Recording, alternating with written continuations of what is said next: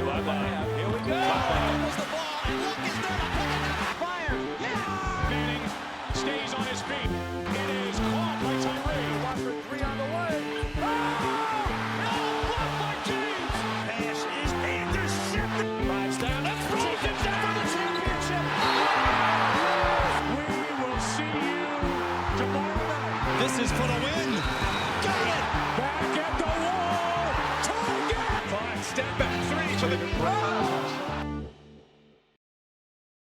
This is Chris Denary of the Indiana Pacers on Fox Sports Indiana, and you're listening to Smalltown Sportstalk. Hello and welcome to this episode of Smalltown Sportstalk, brought to you by Endeavor Communications. As always, I'm Jonah Freeman, joined by our co-host Andrew Willett. Andrew, how are you? Jonah, never been better. Really excited. It's our first show in quite some time. I hope you're doing well. And with our first show, we are very happy to be joined by someone who has been the athletic director at Depauw University for over 8 years now. Very excited to welcome Stevie Baker-Watson. Stevie, how are you?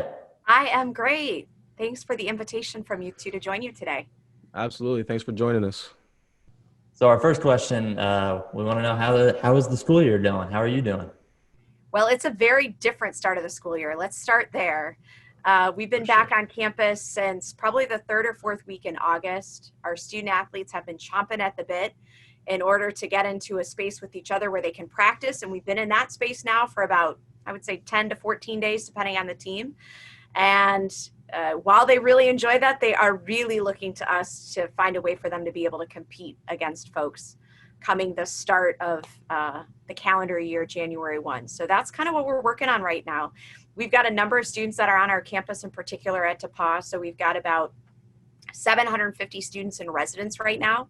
And we've got another 100 students at our community campus. And then we have another probably 850 to 900 students who are attending remotely this term. So to move from a campus that is 100% residential and really uses that as an advantage when we talk to prospective students, this is a very different feel on campus for sure for us. So I don't know when we're going to be back to normal. I don't know what normal means anymore.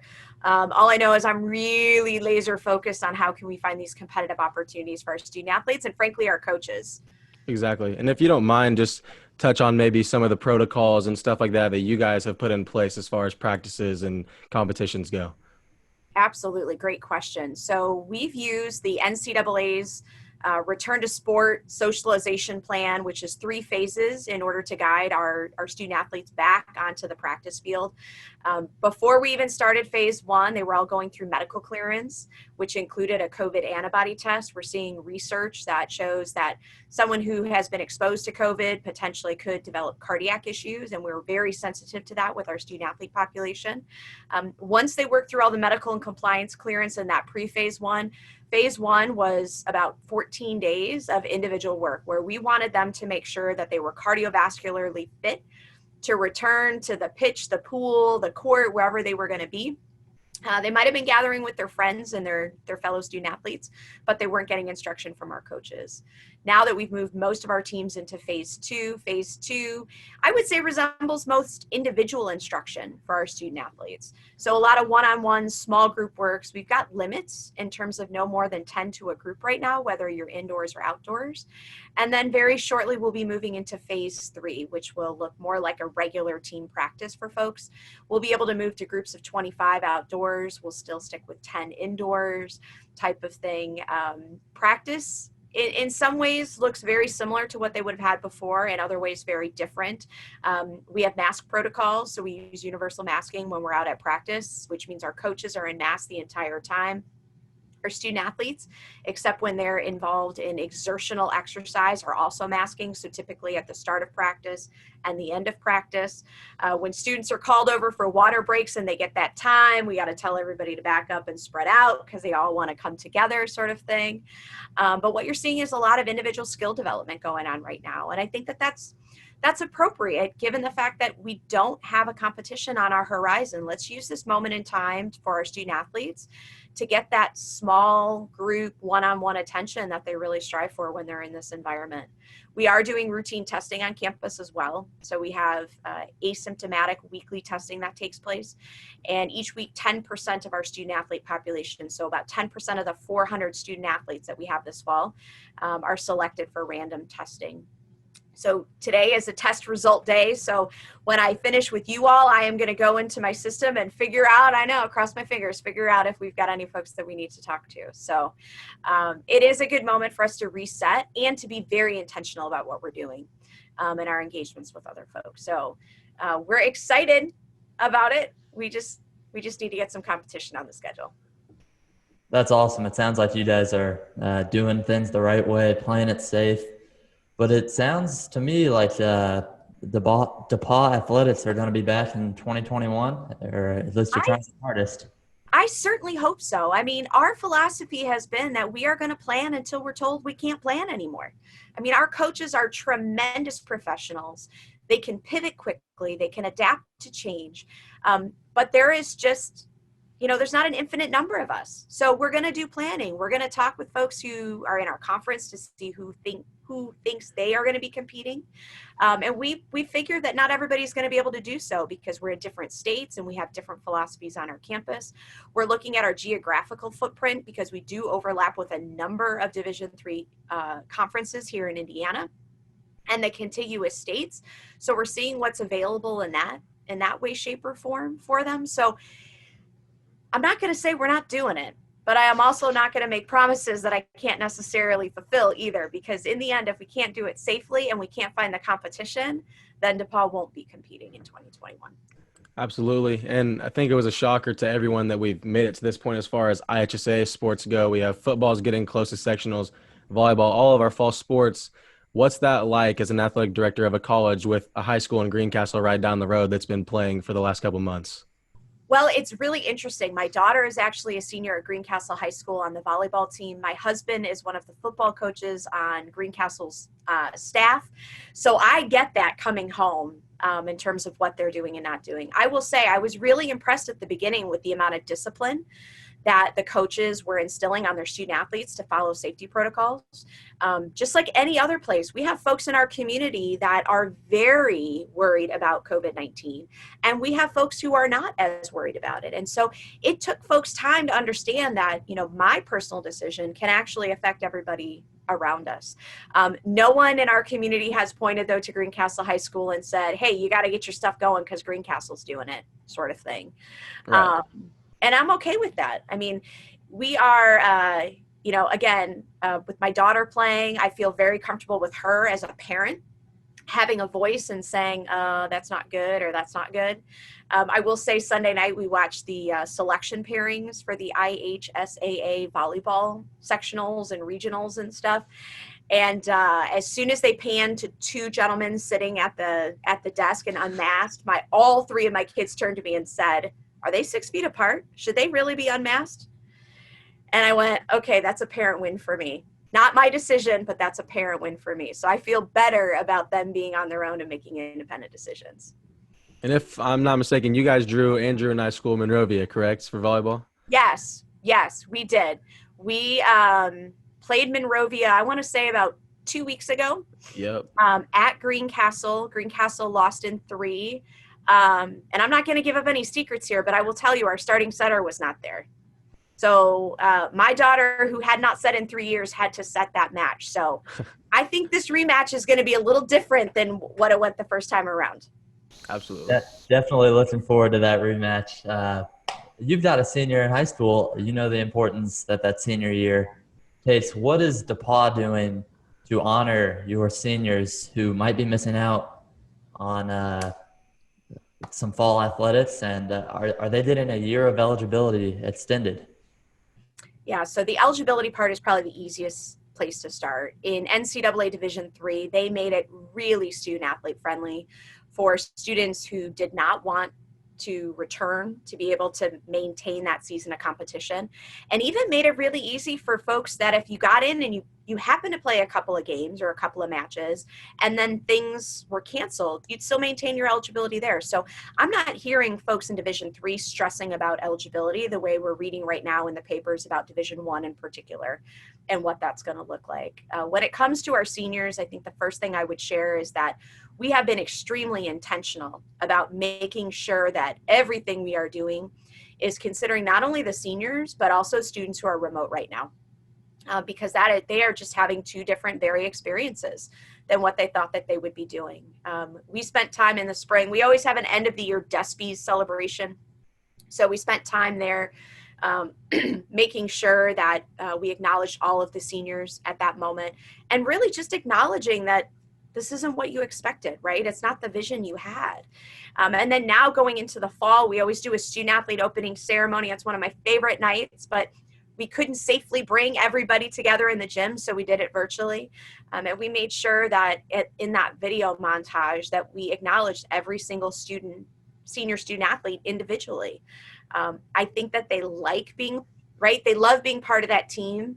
And most often they don't need individual recognition to have any sort of joy from that experience. But we know it's important right now to be able to individually call them out in a very positive way to say thank you. And I just keep telling people, like, we're going to have one heck of an alumni game series coming up for the next couple of years when everybody comes back. I'm not sure what that totally looks like, but we're pulling out old jerseys and we're going to do it up. Like, it is a real game for these folks because they need to have that moment in which they acknowledge this is my final moment on the field or on the court. I think that's the part that was missing for our spring sport senior student athletes and is probably missing for our fall sport student athletes as well right now too. Right. And you mentioned the seniors. I'm not expecting an answer, but if the seniors come back for another year of eligibility, what does that mean for, say, incoming freshmen with scholarships and team numbers and stuff like that? And real quick, this was a question I really wanted to ask. I've got a brother who is a senior in high school this year. He's interested in playing basketball, even at, say, Depauw University. So, I'm interested in hearing how recruiting has been affected by coronavirus. So, Jonah, go back and give me your questions again because I got focused on Andrew there. So it's like, seniors, obviously, though, if they get that extra year of eligibility, does that then affect, say, incoming freshmen with scholarships and team numbers and stuff like that? So great question. So let me start off by saying student athletes who come to Depauw University have zero financial aid that's connected to their athletics participation. Okay. We're a Division III institution, which means that you get merit aid based upon your academic profile in high school, and you get need-based aid based upon your family's financial situation. So we're not having that conversation that you're seeing in the news with Division I, where they're talking about they don't have enough money to honor scholarships for kids coming back. Like, we don't have that issue. There are some financial aid parameters that only allow students, for instance, to have financial aid over 8 full-time semesters. So we've had to have some students probably make some decision, like, do I come back and go full-time if I'm not going to play my sport, or do I wait? When it comes to roster numbers, we like to stay steady as a department, probably around 600 total student athletes. We think that's financially what we can hold. Teams on any given year can go up a little and down a little. And as coaches report that information into me, they generally submit it by the beginning of October. We've been having conversations about who do you really think is coming back? Depaul from the start has been a 4-year experience. So we actually don't have a whole lot of students who are saying we want to come back for a 5th year. We did have a handful of students that did decide to take a leave of absence. So that way they did have a better shot at that final athletic experience as seniors. But that's been predominantly fall sports student athletes. Higher education is a financial investment. And we've said to students, please do not incur more debt for remaining in college for a longer period of time and delaying going into the workforce. Don't let athletics be the main driver in that decision-making process. Make it a part of it, right? Put it on the table and be honest, but don't let it drive it. Now, when it comes to enrollment and admissions, we've been welcoming visitors back on campus since mid-July. which in speaking to some of our colleagues is actually earlier than what other institutions our size are doing. We worked extensively with our admissions department to make sure that we could create a safe environment for our visitors, as well as our staff that are working that day. Our coaches are able to sit out in the middle of the quad and meet with our student athletes and their parents. They're able to walk the facilities, head outside. I've been hearing on the back end that we've just been nailing it when it comes to the Zoom type of experiences with the prospects. So we haven't missed a beat, but we also are cognizant that when folks have an opportunity to come to our campus, they love what it looks like and they just love what it feels like. And so for us, we want to get more students back because we want them to have that good feeling connection. So that way, when they get that offer of admission from Depaul, they say yes and put down their deposit. So you mentioned Depaux's emphasis on the academic side of being a student athlete. You guys had 123 student athletes achieve academic honor roll in the North Coast Athletic Conference this past year. What makes Depaul different in their focus on being a student? I am so tremendously proud of the work that we do to walk the talk, right? Broad-based Division III is supposed to be about a total student experience, and that athletics is part of it, and so is academics. And it was probably, I want to say 10 years ago when Division III went on this rebranding campaign, and I remember that coming out and me saying, this is what we do. Why do we need to put a stamp on this now? Like, this is the way it is. But I came to realize that not every Division III school is like that. You know, our coaches do a phenomenal job of identifying prospective students who want the Depaul experience, who want to come and have a competitive athletic experience, who want to do research in the classroom, who want to be part of a fellows program, who want to study abroad. And so those students then are very motivated on a day-to-day basis to try and make all of that stuff work. And so it's not unusual for us, like, you know, last spring, when the world was turning upside down, you know, we had a number of student athletes that were abroad. They had played their competitive season in the fall, and then they were going abroad in the springtime and not participating with their spring team stuff. Like, that's not even a question on our place. That's just an expectation of that's the way it's going to be. The other thing is we have faculty members who really love working with our students, who are driven and have time management skills. And those are two things that most, not all, but most of our student athletes have in terms of inherent traits. So they want to work with them in the classroom. And so they get a lot of one-on-one interaction. They get a lot of opportunity for research. They get a lot of opportunities to be in those fellow programs. So I don't know if we're necessarily different than other folks. I just think that we respect students' passions, and they're going to come here with a passion for academics, and they're going to come here for a passion for athletics and maybe a passion for something else. And we honor that throughout their 4-year experience. You mentioned the world turned upside down. Obviously, everyone knows that happened. It took a lot of working together, college to college. You know, it wasn't just Depaul. It wasn't just Purdue. It wasn't just Greencastle. Was it a weird experience having to really work with Wabash, who is such a big rival in every other way? Yeah, my dad is a Depaul graduate, and he shares no love with Wabash. So yeah, how much do you work with them? We actually work with Wabash quite a bit. I enjoy my colleagues up at Wabash. They too have a Wabash experience the way we may have a Depaul experience, right? And they believe in it. It's not my cup of tea, and that's okay in that sense.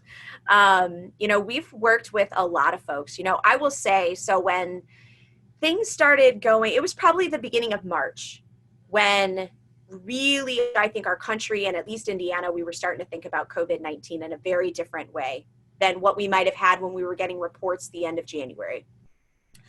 And I happened to be traveling with our softball team. I was in Arizona, and we were coming back to campus on that Sunday. And I remember gathering with them in the lobby and saying, things are going to be different when you come back to campus. Like, things are going to be different when you travel. I want you to be, super careful. These are the things you need to do.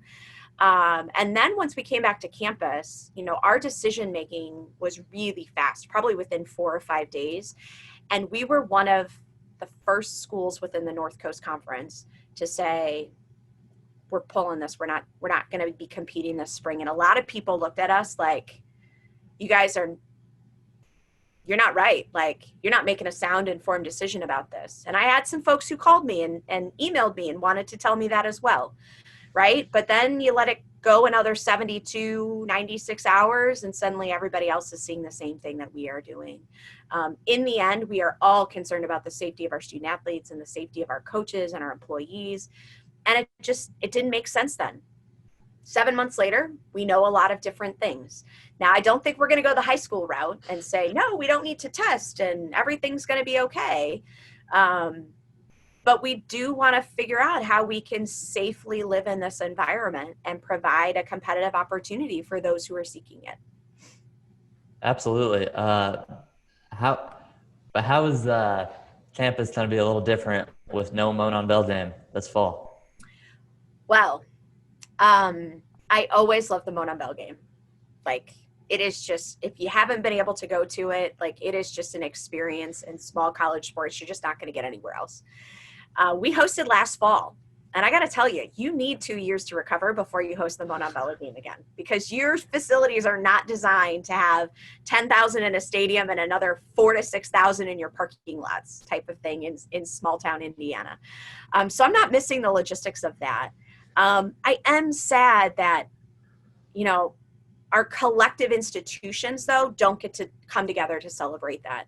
Would have been 127 years this year, so it'll be 127 in fall of 2020. We've already started having conversations with folks about scheduling and what is it going to look like.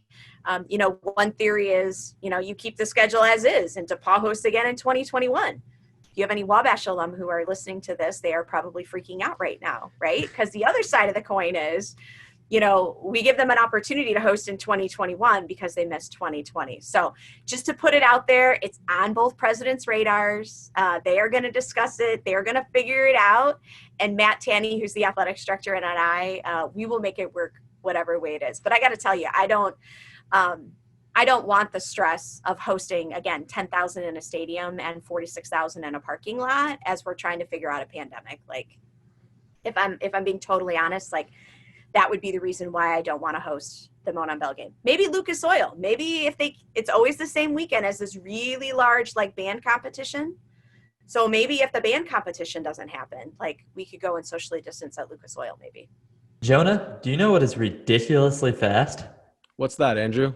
Endeavor Communications internet speeds.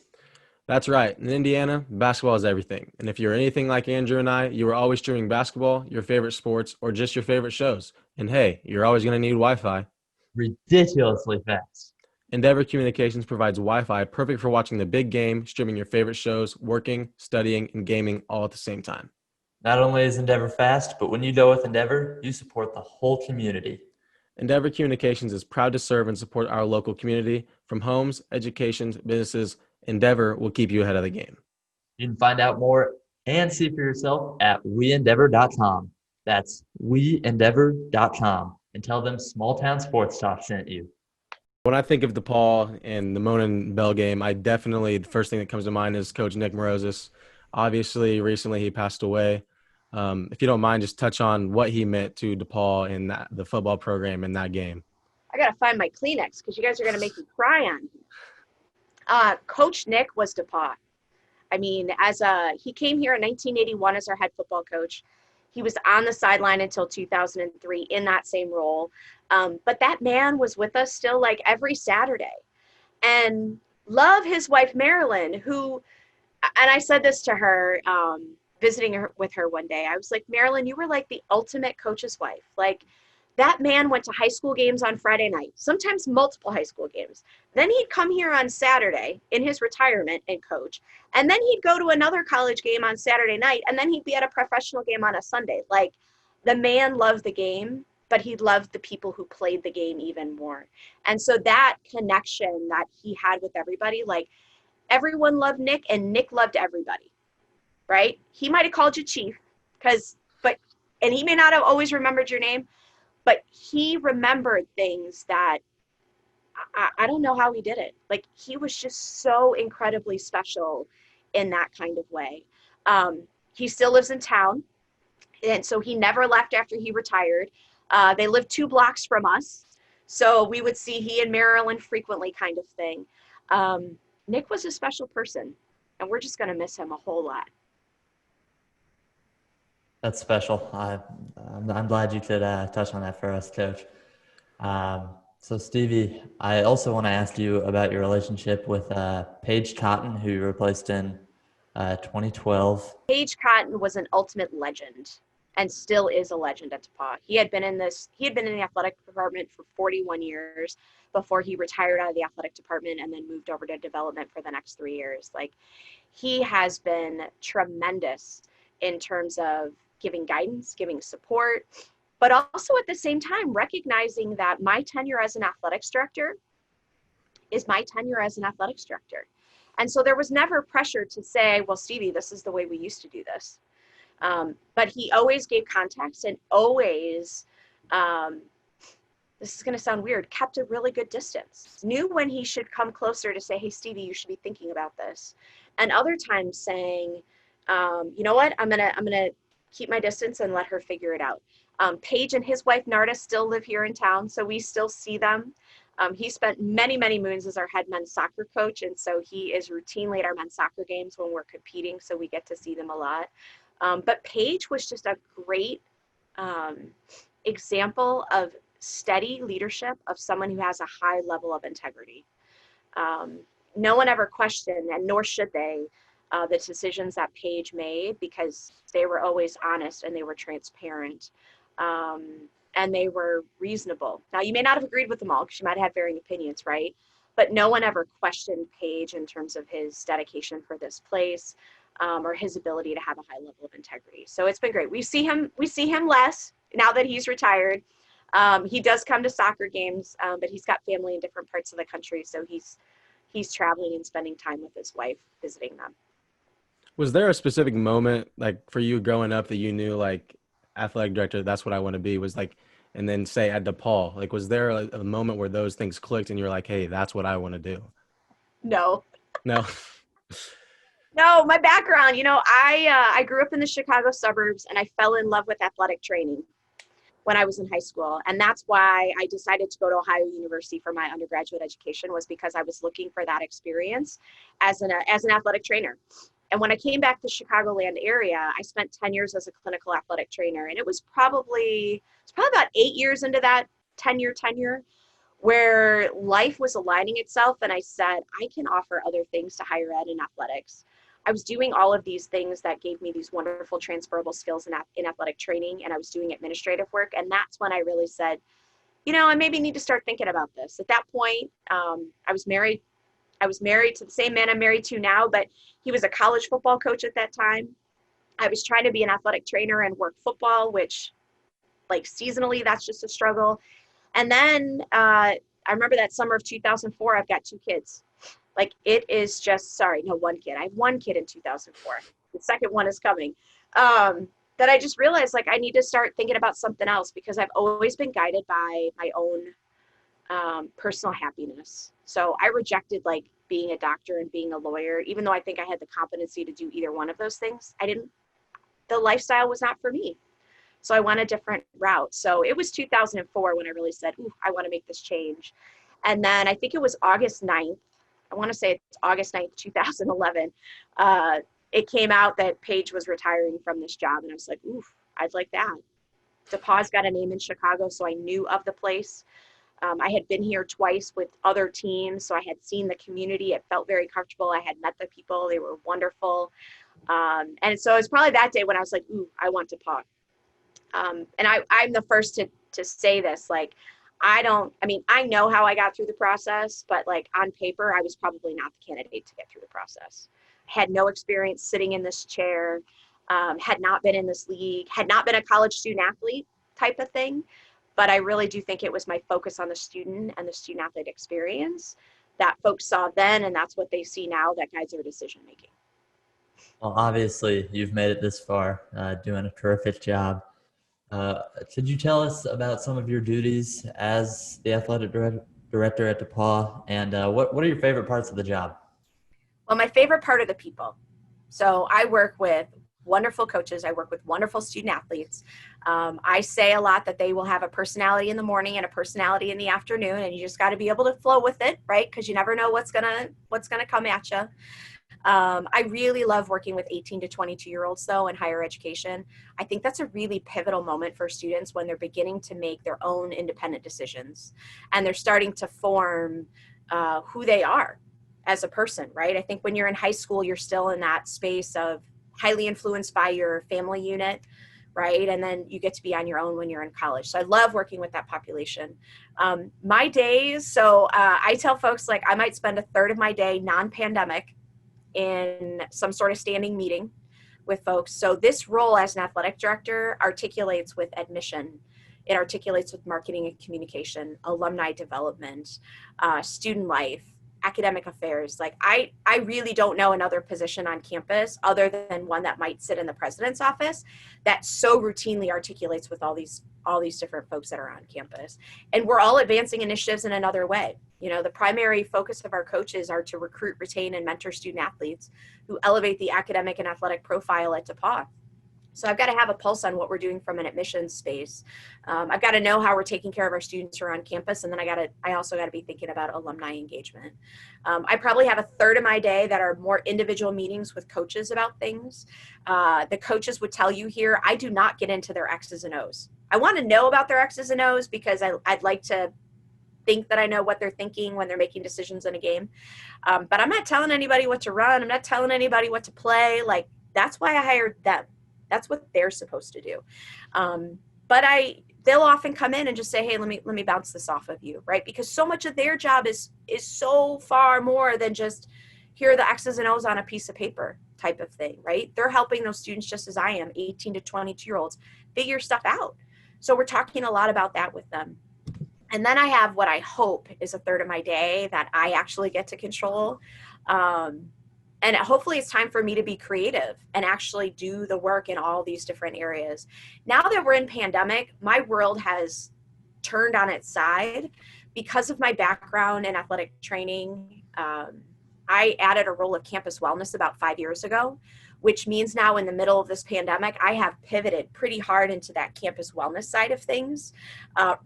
Like I remarked earlier, running the testing program on our campus, working with students going into isolation or quarantine, working on policy with my fellow COVID-19 task force members. Like, my day now is probably more campus wellness based than it is athletic based type of thing. I do spend a lot of time on personnel, and that's both the good and the bad. I spend a lot of time on finances too and budgets. You know, they say that if you just know how to balance your checkbook, you should be able to, you know, do a college athletic budget. It's a lie. I got far too many accounts and I got far too much money, right? And far too much responsibility to other people to make sure that we're spending our money the right kind of way. So those are probably the two biggest content areas that I spend on a daily basis. So with all that stuff you have to do, are you still then able to make it to, say, your husband's football games and your daughter's volleyball? Yeah, in exchange for not working the concession stand during the JV games, I actually line judge the JV game. So that then puts me in a position to stay for her stuff. My husband's football games, like, I enjoy sports, but I don't need to be at every sporting event type of thing. So I'm happy to hear about what happened. But, you know, I'll be honest, my investment in high school football is very different than my investment in high school volleyball. So, and I got to prioritize my time right now. And I get cold really easily. So some of these nights we've been having of late, like, I'm out there in a parka and gloves and people are staring at me. I don't need to do that. All right, last question before we get to Jonah's 60-second speed round brought to you by Endeavor Communications. I want to know, you said volleyball over football. What is your favorite sport to attend as the AD at Depaul? That's an excellent question. And this is the one you always try to, like, slip people up on. So any game that is good, like there is competition, I like going to. I don't like the lopsided stuff, right? Unless the coach decides to use it as a developmental opportunity for kids who don't normally get to play, right? And then you get to see this joy and happiness on them because that's what they're working towards all the time. But they understand the limitations, right? The number of kids who can be on a field, the number of substitutions that you have, like sometimes it's just not possible. I will say though, being like a fan, and I say this often, I really enjoy going to the national championship for swimming and diving. And the reason that I loved going to that is that everybody is excited about people breaking records. Everybody is excited about people swimming fast. You know, you might be sectioned off by your different schools when you're in the stands and you're wearing all your gear and you know who you're affiliated with, but my experience has been those fans appreciate great athleticism. And so it doesn't matter if your rival is, it matters if your rival beats you, right? But if your rival beats you and they just swam like a national best, everybody is all in on it type of thing. I could sit and watch volleyball though, like all day long type of thing. And that's the beauty of my job, is that I do get to see all these wonderful opportunities and I get to see all these wonderful sporting events type of thing. But I have a different view sometimes on appropriate fan behavior than some folks do in the stands. So if I have an opportunity to be on a sideline or be in an environment like swimming and diving where I can physically separate myself from folks who have a lot of opinions about what's going on, then I'm going to choose to do that. Absolutely. And Andrew just mentioned it briefly. It's time for our 60-second speed round, brought to you by Endeavor Communications. The way this will work, you have 60 seconds, anywhere from 7 to 10 quick questions. In all honesty, you'll probably get through them. Are they right or wrong? Is this just my opinion, or is there like your a opinion? Right and wrong okay, No, good. just your opinion. Okay, there's still a lot of questions, but ready, not quite as much. Okay. Right. Andrew, whenever you're ready, you can start the sound. All right. Ready, set, go. Favorite place to go on a vacation? Paso Grill, Florida. If you were given $1 million, what would your first purchase be? My house. Okay. What's your favorite professional team? Oh gosh, I'm gonna say Chicago White Sox, and I'm probably gonna get trouble for it. But what's your favorite place to eat in Greencastle? I like Wasser Brewery. Favorite thing to do in free time? Not that you have a lot of it. I like to sit outside in the sun and read a book. Okay, perfect. What's your favorite book? Oh boy, I have a book right now. Well, one of the books I go back to a lot is called All In. It's about developing culture in your environment. Okay. And then what would you say your favorite college team is other than Greencastle, if you had to? Other than Ohio University Bobcats. Okay. And that's it. That should be close to a minute. You did good. That was 1 minute. Oh, that was so much easier than I thought it was going to be. Excellent. I feel like people always say that. They get so nervous and it's like nothing. I got to tell you, a couple years ago, I got an award, and Maria Taylor was the host, like presenting you the award, and you did a Q&A, and you did this rapid fire stuff. And I was I was already going on stage to accept the award, and the stuff that she was asking me, I was like, these were so much easier. So kudos to you on that. Yes, of course, our 60-second speed round. We'd have to hear from Stevie Baker-Watson. Stevie, thank you so much for joining us. Thank you for having me. Thank you to our listeners. Follow us on Twitter at ST2. And you can listen to us wherever you listen to podcasts, whether that be Apple Podcasts, YouTube, Spotify, Stitcher, and more. I'm Andrew Willett with Jonah Freeman, and today, Stevie Baker-Watson, the Athletic Director at Depauw University. Thanks for listening. That's ST2.